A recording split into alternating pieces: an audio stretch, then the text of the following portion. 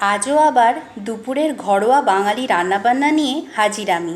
চলুন দেখে নেই আজ কি কি রান্না করেছি।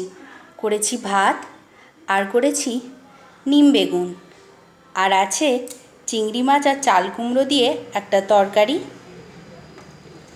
আর করেছি ট্যাংরা মাছের ঝাল, লাল লাল করে ট্যাংরা মাছের ঝাল, আর আছে আমশোল। কাঁচা আম দিয়ে আমশোল খেতে খুব ভালো লাগে। আর শেষ পাতে আছে একটু আমলকির আচার। এই আজকের দুপুরের ঘরোয়া রান্নাবান্না। ভালো লাগলে চ্যানেলটিকে সাবস্ক্রাইব করে পাশে থাকবেন, লাইক করবেন, কমেন্টস করবেন, আর দেখতে থাকবেন মিঠুর রান্নাঘর।